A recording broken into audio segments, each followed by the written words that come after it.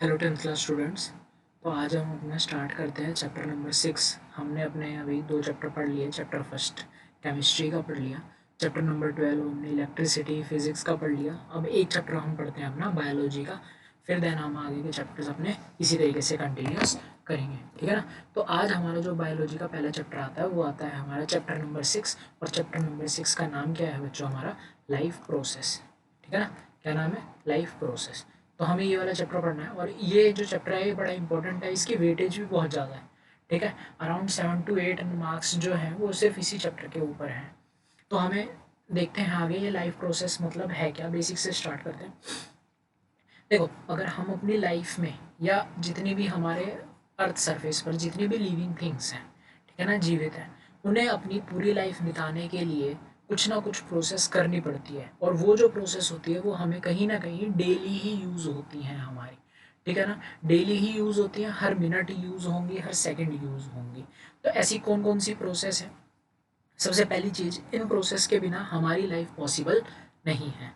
इस इस life process के बिना हमारी लाइफ पॉसिबल नहीं है, इसीलिए इसका नाम क्या रखा गया है? Life process. कहने का मतलब लाइफ में यूज़ होने वाली जो भी प्रोसेस है, हमारी लाइफ को मेंटेन करने के लिए जो भी प्रोसेस है, उसकी वजह से इस चैप्टर का नाम क्या रखा गया है? Life process. तो चलो स्टार्ट करते हैं। जैसे लिखा हुआ है फर्स्ट लाइन में, all living things perform certain life process like growth, excretion, respiration और सर्कुलेशन एट्सेट्रा।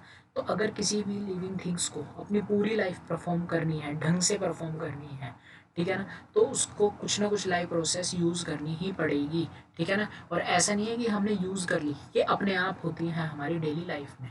और इन लाइफ प्रोसेस में क्या है हमारा? इस लाइफ प्रोसेस में हमारी बेसिकली 5 हैं जो हमें पढ़नी है। सबसे पहली आती है हमारी ग्रोथ, कि हमारा जो ग्रोथ है वो बढ़ कैसे, ठीक है ना। फिर आता है डाइजेशन, जो हम खा रहे हैं उसको डाइजेस्ट करना। फिर रेस्पिरेशन है, उससे एनर्जी रिलीज़ करना। फिर सर्कुलेशन आता है, ब्लड का पूरी बॉडी के अंदर फ्लो करना। फिर खाने के बाद जो भी वेस्ट प्रोडक्ट्स हैं हमारी बॉडी में वो बाहर निकलना, वो किस में आता है? एक्सक्रीशन। तो इस तरीके से ये 5 प्रोसेस हैं जो हमारी बेसिक लाइफ प्रोसेस के अंदर आती हैं, ठीक है ना। जैसे all the process like respiration, digestion, which together keep the living organism alive and perform the job of body maintenance are called life process। तो ये सारी क्या करती हैं? हमारी बॉडी को मेंटेन करके रखती हैं। तो इसमें जो सबसे पहला आता है वो ग्रोथ के रिगार्डिंग ही है। और ग्रोथ में हमारा सबसे पहले क्या आता है? न्यूट्रिशन आता है। तो जो हमारी पहली प्रोसेस है वो किस नाम से है? वो है न्यूट्रिशन, ठीक है ना। तो चलो स्टार्ट करते हैं न्यूट्रिशन से। अब ये न्यूट्रिशन है क्या? यहाँ पर ऑलरेडी डेफिनेशन लिखी हुई है, the process by which an organism obtain its food. तो न्यूट्रिशन एक वो प्रोसेस है जिसकी वजह से कोई भी ऑर्गेनिज्म अपना खाना लेता कैसे है, ठीक है ना। अब जहाँ हम ऑर्गेनिज्म की बात जो कर रहे हैं वो हम बात कर रहे हैं, एक तो कौन है? हमारे प्लांट्स हैं और एक हैं एनिमल्स। और दोनों का जो मेथड है फूड गेन करने का या ऑब्टेन करने का, वो दोनों का ही क्या है? अलग अलग है। जैसे यहाँ पर एक इम्पॉर्टेंट बात बोली गई है, प्लांट्स आर ऑटोट्रॉप्स। क्या है? ऑटोट्रॉप्स। ऑटोट्रॉप्स मतलब जो अपना खाना खुद बनाए, तो can make their own food. तो जो प्लांट्स होते हैं वो अपना खाना खुद बनाते हैं। और किस प्रोसेस के थ्रू बनाते हैं? सबको पता ही है उस प्रोसेस का नाम, और वो प्रोसेस क्या है बच्चों? हमारी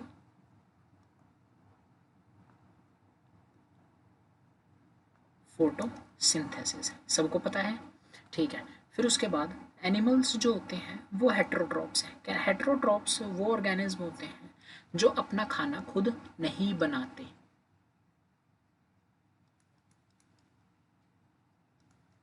doesn't make their own food. ये अपना खाना खुद नहीं बनाते, बल्कि अगर अपना खाना खुद नहीं बनाते तो इन्हें खाना मिलता कहाँ से है? तो ये अपने खाने के लिए डिपेंड करते हैं किस पर? प्लांट्स पर और बाकी एनिमल्स पर। प्लांट्स पर और बाकी एनिमल पर, जैसे लिखा हुआ है डिपेंड्स ऑन प्लांट्स और other animal for their food. अपने खाने के लिए डिपेंड करते हैं, ठीक है ना। तो यहाँ से क्लियर, प्लांट्स आपके ऑटोट्रॉप्स जो खुद खाना बनाते हैं, एनिमल्स आपके क्या हैं? हेट्रोट्रॉप्स जो दूसरों पर डिपेंड करते हैं। और वो दूसरे कौन है? प्लांट और बाकी के एनिमल। जैसे अगर मैं ह्यूमन बींग्स की बात करूँ तो ह्यूमन बींग्स के अंदर वेजिटेरियन भी आते हैं और नॉन वेजिटेरियन भी आते हैं। वेजिटेरियन वो जो सिर्फ आपके वेजिटेबल्स कंज्यूम करते हैं, और नॉन वेजिटेरियन वो होते हैं जो आपके वेजिटेरियन तो होते ही होते हैं, साथ के साथ वो आपका फ्लैश या फिर मीट का भी कंजप्शन करते हैं, ठीक है ना। चिकन हो गया, मटन हो गया, एट्सेट्रा, बहुत सारी चीज़ें हैं, फिश हो गई, तो ये सब नॉन वेज, ठीक है। मोड ऑफ न्यूट्रिशन में अगर हमने हमें ये तो देख लिया कौन ऑटोट्रॉफ्स है कौन हेटेरोट्रॉफ्स है, अब हम बात करते हैं ये जो न्यूट्रिशन का मोड है ये दो तरह का होता है, एक होता है ऑटोट्रॉफिक, एक होता है हेटेरोट्रॉफिक। एक एक्स्ट्रा और होता है जिसको हम बोलते हैं सेप्रोफाइटिक, जो भी मैं आपको बताऊंगा, ठीक है ना। एक सेप्रोफाइटिक भी होता है थर्ड, इसके बारे में भी मैं आपको बताऊंगा। सबसे पहले पढ़ते हैं बेसिक ऑटोट्रॉफिक। तो इसमें आपको पता चल गया ऑटोट्रॉफिक्स न्यूट्रिशन में क्या होता है, जिसमें वो प्लांट्स जो होते हैं वो अपना खाना क्या करते हैं, खुद बनाते हैं। तो kind of nutrition in which organic material like CO2, water etcetera are utilised, जिसमें कार्बन डाइऑक्साइड और वाटर का यूज़ होता है क्या करने के लिए, to prepare organic food by the process of photosynthesis. Photosynthesis का यूज़ करके खाना खुद बनाया जाता है। कौन बनाते हैं, ग्रीन प्लांट्स बनाते हैं, ठीक है ना। हेटेरोट्रॉफिक वो मोड ऑफ न्यूट्रिशन है, वो काइंड ऑफ न्यूट्रिशन है in which organism do not possess the ability to synthesize their own food. Synthesize का मतलब होता है मेक, खुद अपना खाना नहीं बना सकते, बल्कि दे डिपेंड ऑन ऑटोट्रॉप्स। तो किस पर डिपेंड करते हैं, ऑटोट्रॉप्स। और ऑटोट्रॉप्स कौन है आपके, वो हैं सारे आपके प्लांट्स, ठीक है ना।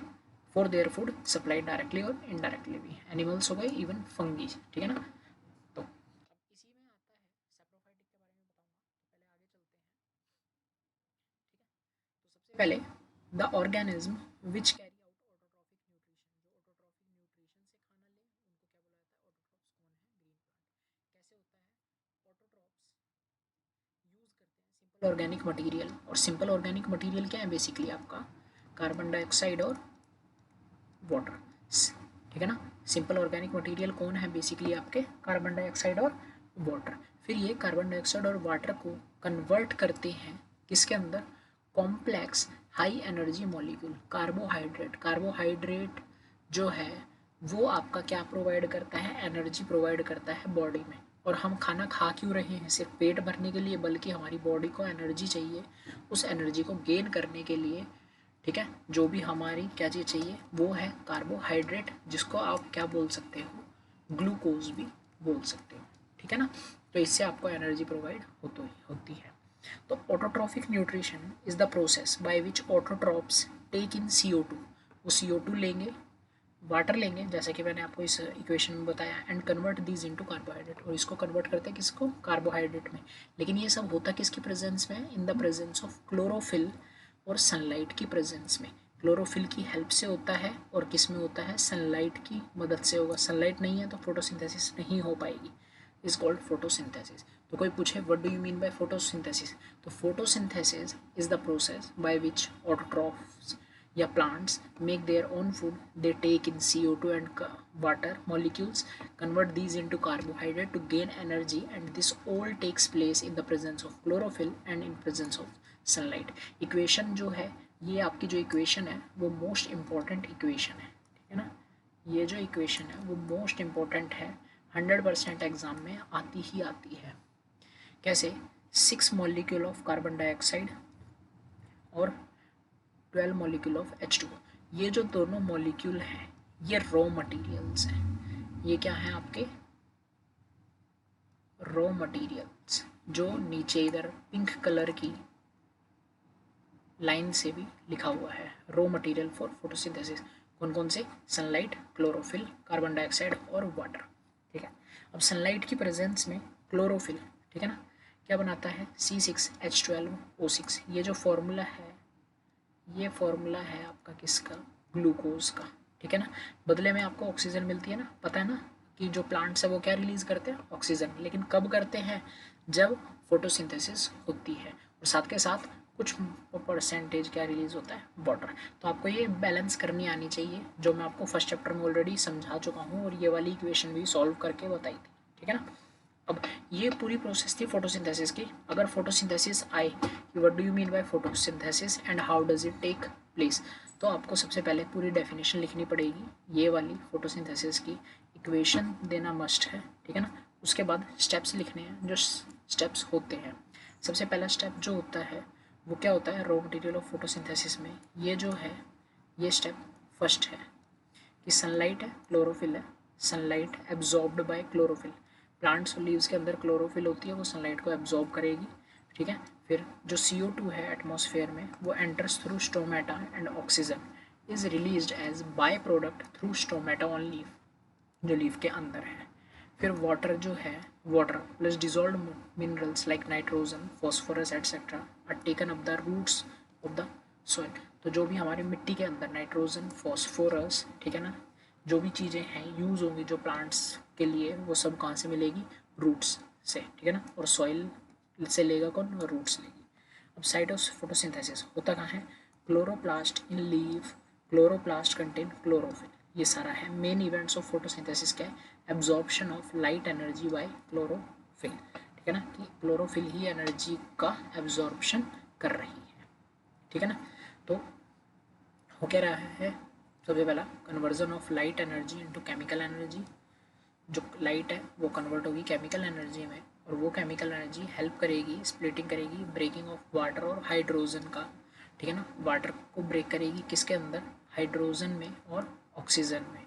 और फिर CO2 का रिडक्शन होता है किसके अंदर, कार्बोहाइड्रेट्स के अंदर, फिर हमें कार्बोहाइड्रेट्स मिलते हैं, ठीक है ना। स्टोमेटा क्या है,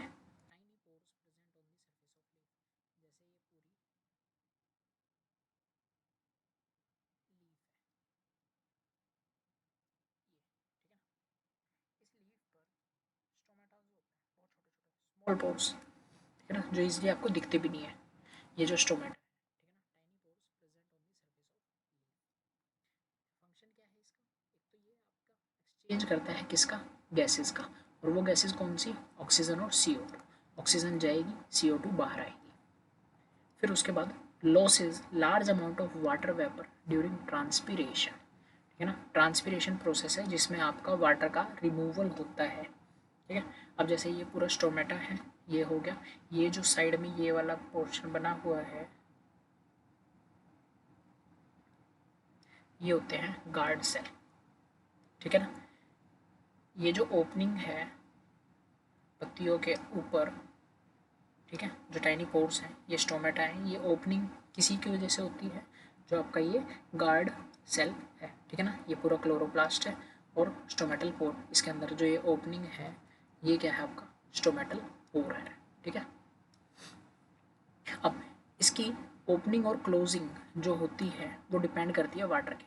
अगर वाटर अंदर बहुत ज़्यादा भर चुका है पत्तियों पे, ठीक है ना, लीव पे अगर बहुत ज़्यादा पानी भर गया है, तो ये जो स्टोमेटा है ये क्या हो जाएगा, ओपन हो जाएगा, जैसे आपको यहाँ पर शो हो रहा है, ठीक है ना। और यहाँ से वाटर लूज हो जाएगा। लेकिन अगर वाटर बहुत कम है, ठीक है, और अंदर पानी अंदर से बाहर नहीं जाना चाहिए, तो उस टाइम पर जो ये गार्ड सेल हैं वो क्या हो जाएंगे, क्लोज हो जाएंगे। और क्लोज कैसे होंगे, वो फिर जो है आपकी ओपनिंग वो बहुत कम हो जाएगी। तो अब ये दोनों हार्ड सेल है, और ये हो गया स्टोमेटल, और क्लोरोप्लास्ट वही इधर होते हैं, ठीक है ना। तो अब जो ये गार्ड सेल है वो क्लोज हो जाएगा, आया समझ में। अब हेट्रोट्रॉफिक न्यूट्रिशन हमने पढ़ा था, एक कौन कौन सा, एक पढ़ा था ऑटोट्रॉफिक, जो आप सारा पढ़ लिया है। फोटोसिंथेसिस की पूरी प्रोसेस पढ़ चुके हैं हम, कि फोटोसिंथेसिस पूरी प्रोसेस होती कैसे है। अब आता है हमारा हेट्रोट्रॉफिक न्यूट्रिशन, कि हेट्रोट्रॉफिक न्यूट्रिशन क्या है, कहने का मतलब हेट्रोट्रॉफिक कौन, बेसिकली कौन करता है, एनिमल्स और फंगी करते हैं। और ये है क्या, जिसके अंदर आपके एनिमल्स या फंगी अपने खाने के लिए ऑटोट्रॉफ्स पर डिपेंड करते हैं, दैट इज प्लांट्स पर डिपेंड करेंगे, ठीक है। अब ऑटोट्रॉफिक न्यूट्रिशन भी तीन तरह का है। पहला होलोजोइक, सेकंड सेप्रोफाइटिक, और थर्ड है पैरासिटिक। मैंने आपको बताया था ना, सेप्रोफाइटिक एक भी वो है, अलग है, लेकिन वो कई बार हम किसके अंदर कंसिडर कर लेते हैं, हेट्रोट्रॉफिक न्यूट्रिशन के अंदर। तो सबसे पहला होलोजोइक पढ़ते हैं, holozoic mode of nutrition, exam में पूछा जाता है, what do you mean bye holozoic mode of nutrition. तो holotrophic mode of nutrition is that nutrition in which animals take in solid food लेंगे, ठीक है ना, and break inside the body, और इसमें जो वो खाना है वो ब्रेक डाउन होगा बॉडी के अंदर और रिलीज होगी वहीं पर एनर्जी। कौन करता है? अमीबा और एनिमल्स। अब ये मत सोचना कि एनिमल्स और ह्यूमंस अलग हैं। आपने 9th क्लास में पढ़ा होगा आपने कि एनिमल्स को ही हम क्या बोलते हैं? ह्यूमंस। ह्यूमंस जो है वो किस किंगडम में आता है? एनिमेलिया। तो जितने भी एनिमल्स हैं वो सब ह्यूमंस के अंदर, वो सॉरी, जितने भी ह्यूमंस हैं वो हमारे किस ब्रांच के अंदर आते हैं? एनिमल्स के अंदर आते हैं, ठीक है।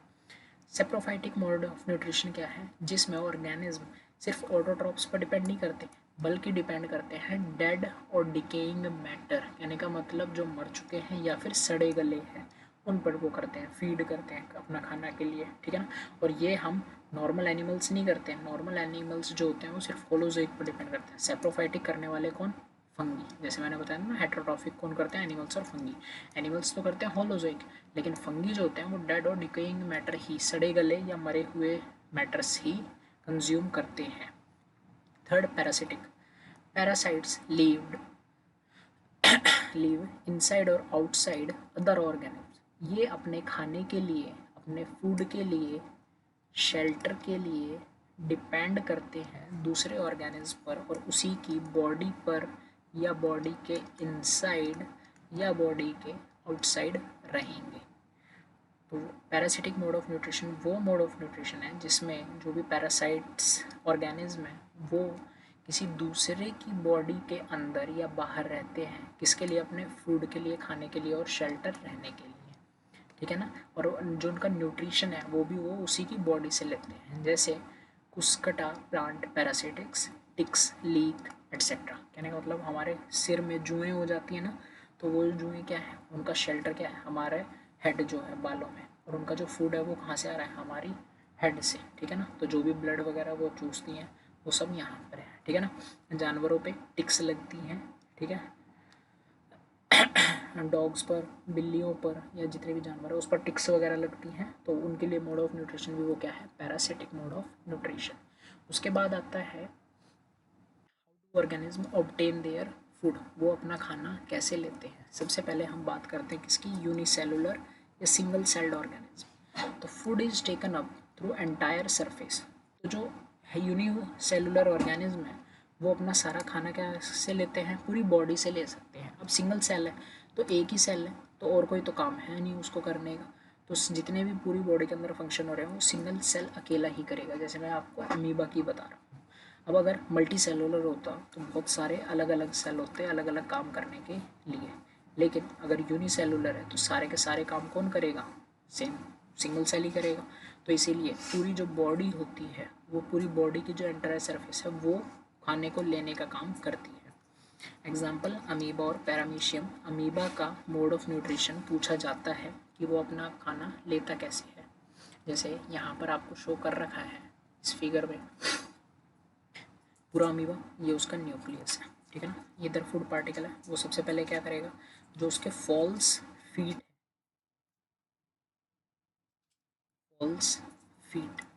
इन फॉल्स फीट को स्यूडोपोडिया।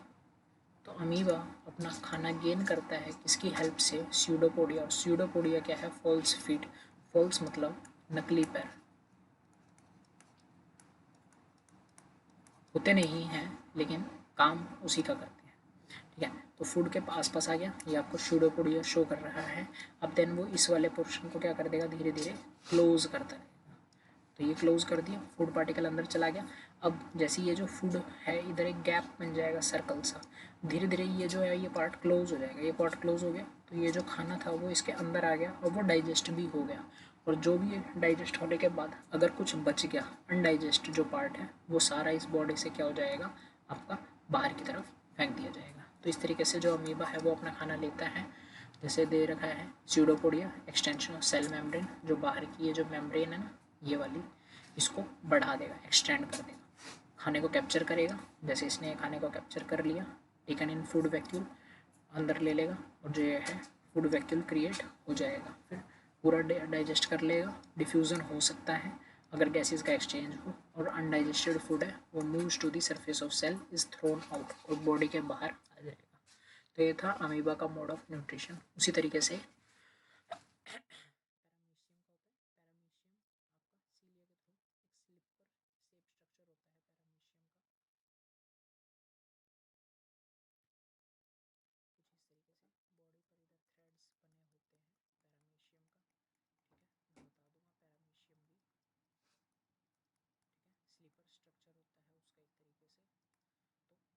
के थ्रू अपना खाना लेगा एट अ स्पेसिफिक स्पॉट जो all over the body present है।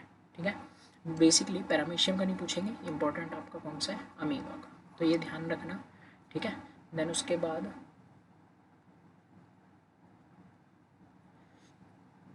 आपका न्यूट्रिशन है। न्यूट्रिशन के बारे में हम और भी पढ़ेंगे, अभी तो हमने पढ़ा था प्लांट्स वगैरह के बारे में। ठीक है, प्लांट्स के बारे में, और एनिमल्स में हमने, एनिमल्स भी क्या बेसिकली हमने अमीबा और पैरामीशियम के। अब जो न्यूट्रिशन की बात आएगी वो आएगी ह्यूमन बींग्स में, और जो ह्यूमन बींग्स में न्यूट्रिशन की बात है वो हम पढ़ेंगे अपना नेक्स्ट क्लास के अंदर। ठीक है, तो चलो बाकी अपना नेक्स्ट क्लास के अंदर देखते हैं। अपना नेक्स्ट क्लास के अंदर हमारा